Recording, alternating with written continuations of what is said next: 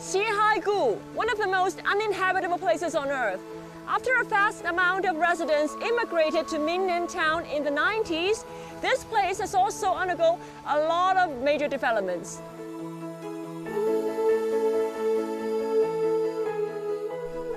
Located on the lowest plateau, Ningxia's Xihaigu is dry 9 years out of 10. Farmers struggle to feed themselves due to crop failure.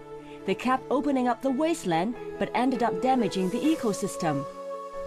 Along with the scarce rainfall, farmers had entered a vicious cycle, leading them to a dead end of poverty.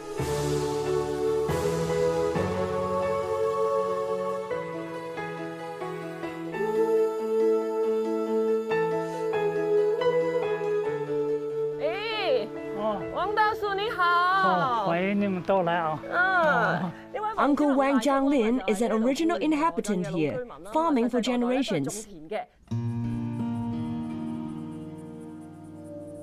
Since the 1990s, over 1 million Xihaigu residents took the government's advice to move out.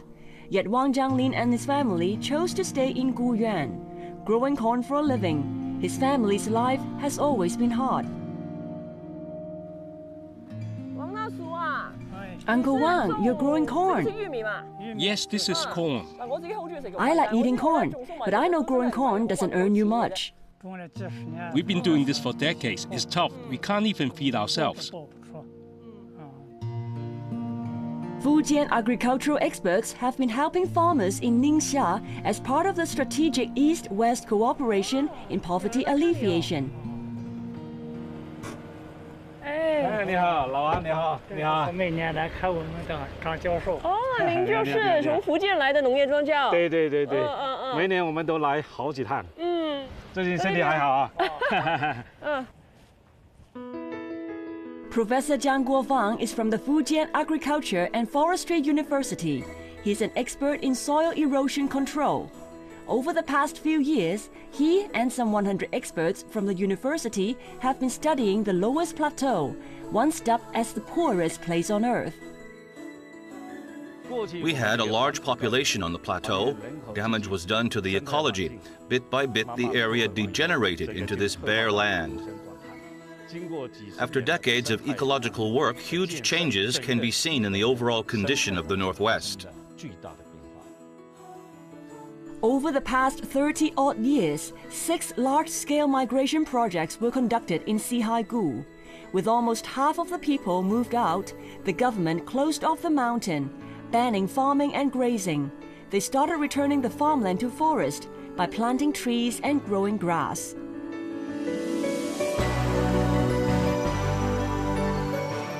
"30 years have passed. Sand dunes have turned into oases. Forest and plant coverage has considerably increased.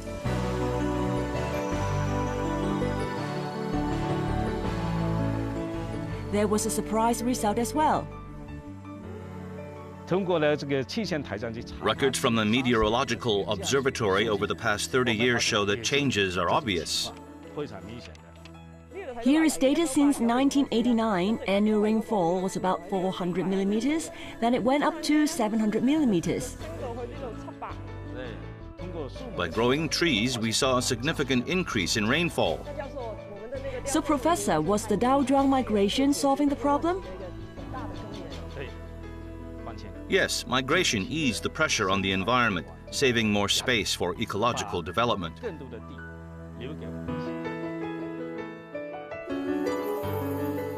In addition to the migration and ecological reconstruction, the government also redirected water from the Jing River and the Yellow River nearby to bring water to the region.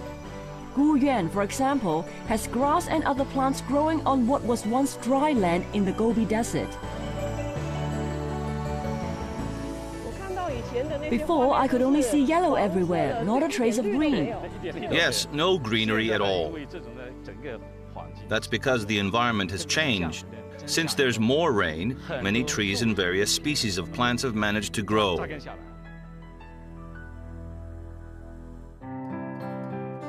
After plenty of research and tests, experts from Fujian came up with a new plan. This involved growing species people didn't believe would survive here in the past. This plant helped improve the environment and the farmer's income. Corn farmer Wang Jianglin has been advised to grow apples. Growing apples is a major agribusiness for future development. Uncle Wang, you couldn't believe it when the expert said you could grow apples, right? I was thinking we didn't have the skills, plus there were serious sandstorms in this region.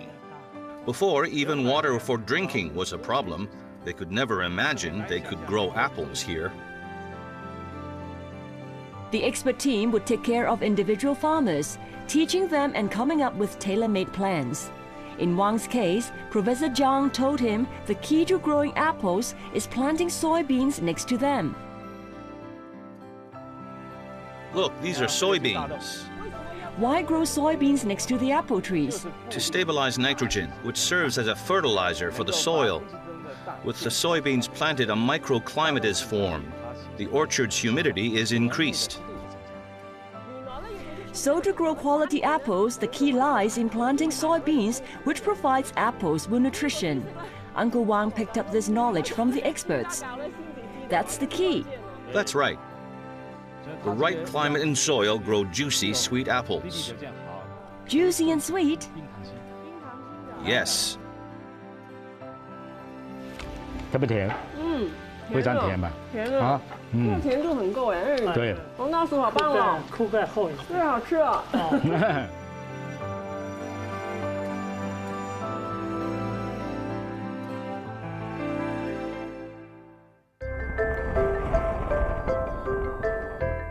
Xihaigu's barren hills and sandy slopes have been brought alive by 70,000 mu of apple orchards, and the farmers' incomes have multiplied. Professor Zhang also suggested farmers to grow Chinese herbs. 王总你好啊，这些是什么啊？就是板蓝根。板蓝根的。是一种药材。对，板蓝根，哎，板蓝根，那它肯定这个药材这个价值也比土豆高多了。一亩地是1500块钱的话，除过人工这些费用下来，我一亩地我最少我的产值是6块钱。对。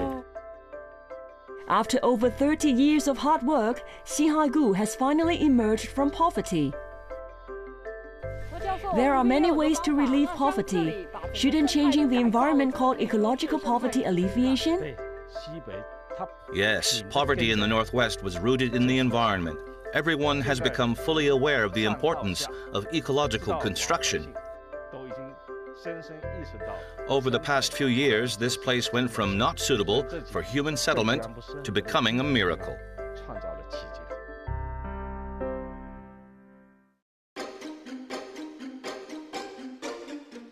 Protecting the environment has become a long-term means to alleviation poverty.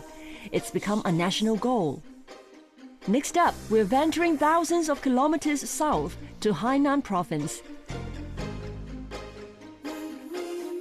Inside a poverty-stricken county called Baisha Li Autonomous County remains one of the last few rainforests in the country, Yinggeling.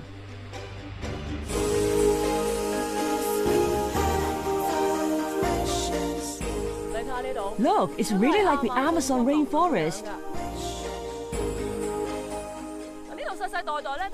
This is home to generations of the Li ethnic group. Traditionally, they grow shanlan rice, so they had to chop down trees to do it. And since they were indigenous people, they would hunt, causing huge impact on the environment. The Yinggeling rainforest has always been home to the Li ethnic group. The remoteness and the lack of transport resulted in their poverty. Their presence has threatened certain species, such as gibbons, with extinction.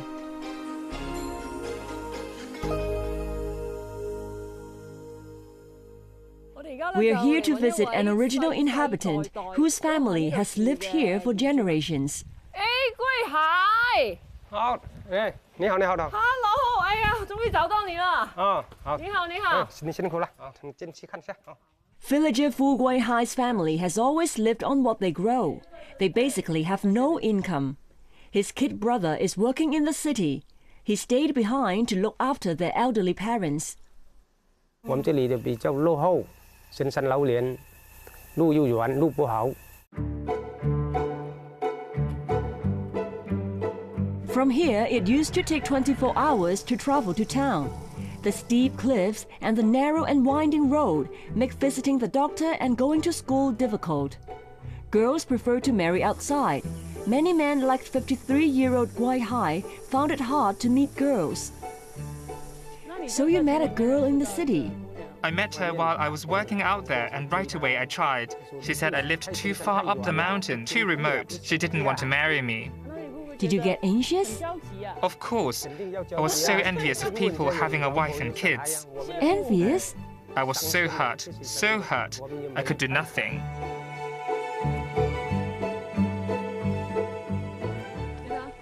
Look, there's really nothing in this rainforest, just trees. No girls from outside want to come. Those who grew up here wanted only to marry outside. You can't blame them. It's so hot, I can hardly breathe. For villagers living inside of the rainforest, it was a no-win situation for both men and nature. How can we solve this problem?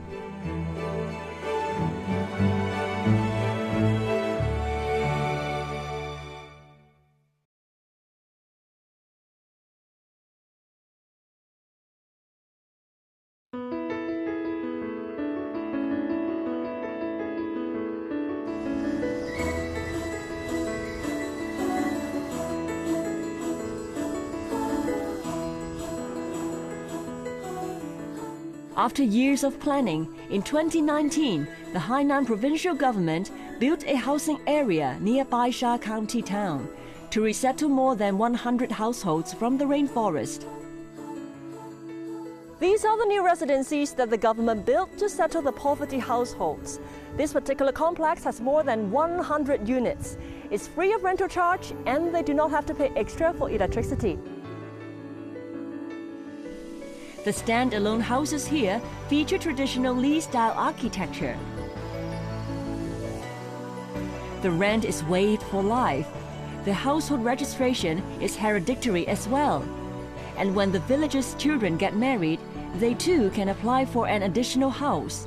Solar power generators are provided, so they get free electricity that can also be sold back to the government for a little added income.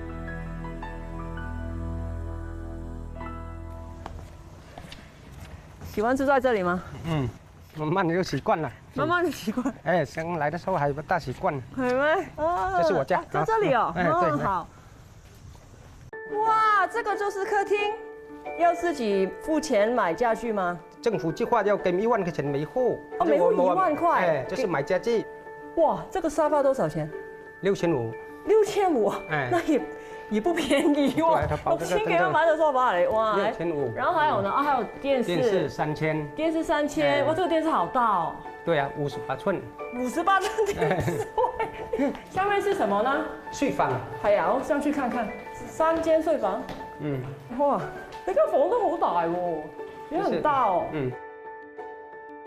The government also compensated Mr. Fu for his 20 mu of land that he left behind, paying him almost 400,000 yuan.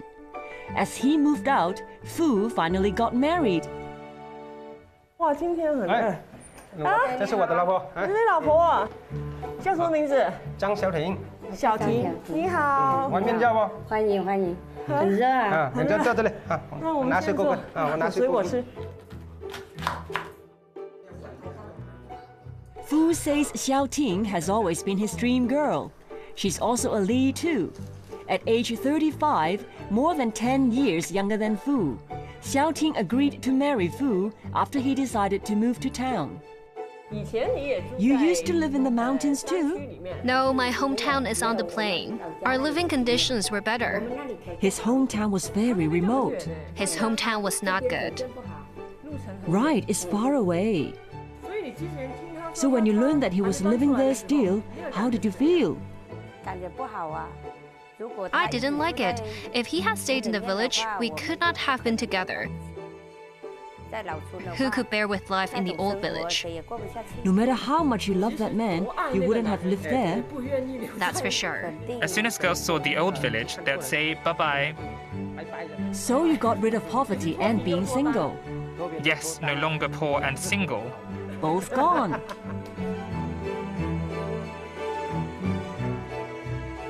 With everything settled, the Fus are hoping to have a baby soon.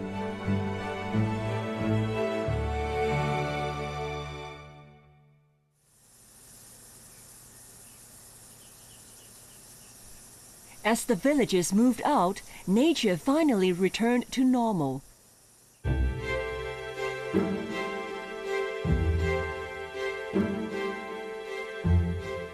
The Yingeling rainforest was sealed off as a nature reserve. No visitors were allowed. The government decided to tear down all the houses and started reforestation work. Some villagers were hired to be forest rangers guarding the precious area, returning the forest to the original inhabitants, the wild animals. The whole ecological migration project have provided a win-win solution for man and nature.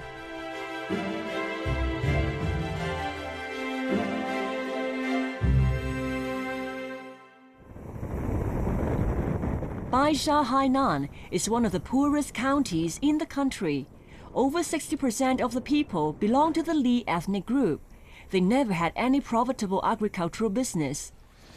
到了，你好，我们香港来看你。欢迎你来我们美丽的白沙哦。谢谢，很高兴。Fu Xiaofang is a Li. Her family has always been farmers growing low-value crops. Life was always hard. Some would generate a little profit, others would bring us losses. Then I saw a CCTV business program. Someone was looking around for organic tea and organic farms. I thought it was so simple. Organic is not easy. That's right. I thought since I had the drive, I could break through a lot of things. So I gathered the farmers. I felt that this could work. Seeing that the country attached great importance to environmental protection, Fu wanted to use organic farming to lift her people out of poverty. She spent her life savings on tools and equipment. She persuaded others to join and established Hainan's first organic tea farming cooperative. The next thing was certification. I applied and discovered that everything went wrong. Organic tea, the requirements were exceptionally high. First, there's a water source and quality control. A piece of land cannot be used the past 3 years. So I had to leave it idle for 3 years. Zero residue? Zero residue. We could only start planting after passing a test. It took us 3 years to grow and another 3 to harvest. That's 6 years without any income, just investment. The farmers left one by one, finding it was hopeless.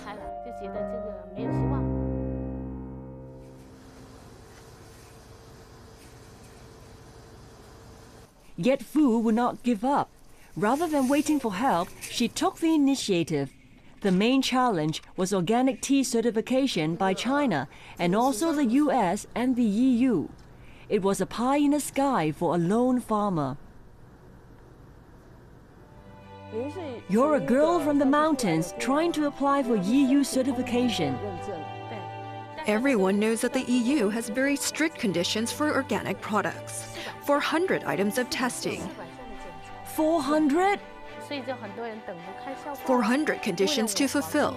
Many people were waiting for a good laugh. To ensure that the organic tea garden could operate, I sold everything at home. Not knowing English, she hired a translator to help. Not knowing how organic farming works, she didn't mind learning from her mistakes. No pesticides, so the whole family would pick insects in the field day and night, without rest. Then she realized it was all wrong. You don't have to kill them. So in the park, we plant yellow rosewood trees and medicinal herbs and coffee. Even coffee too? Yes, and many other trees for functional use. See how many we've planted. The insects eat this, and they leave the tea alone. To use something to change their targets, then you don't need to use pesticides. And I don't have to pick the insects.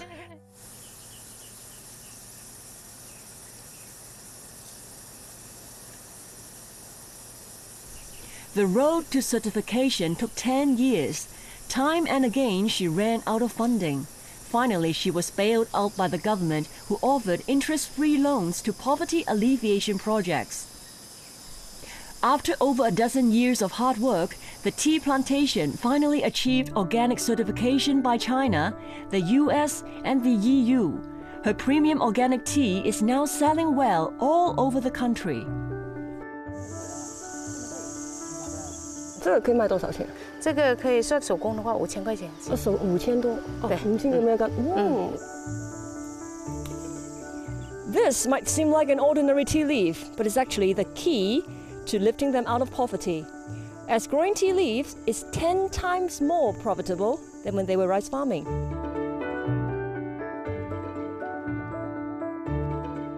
Fu is now making 40 to 50,000 yuan a month. Other farmers are joining the cooperative too. The number has grown to more than 300 now. 以前根本就是自己种来自己吃的，对不对？认可收入，一点一滴的让他们在这块地慢慢的通过他的双手去脱贫。There's this popular saying, poverty alleviation starts with boosting confidence. Fu's determination to help herself and not just wait for help has begun to impact others. Cases like Xiao Fang have inspired them. If she can do it, why can't I do it? There are too many farmers in China, right? But you have the wisdom to persist. With persistence, you made it. Then you helped others. To help the poor, first boost their confidence. If you're determined and work hard, you can get out difficulties, right?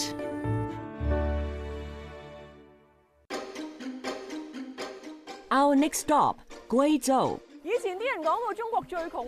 There's this saying, get rid of poverty every year and stay poor the next.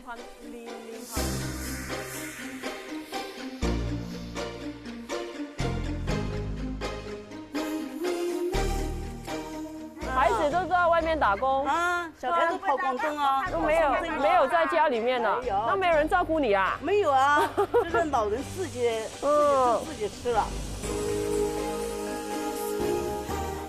就是他种地的话，他养活不了自己，那他就没有办法。为了这个生存，就年轻人的话，他会外出务工。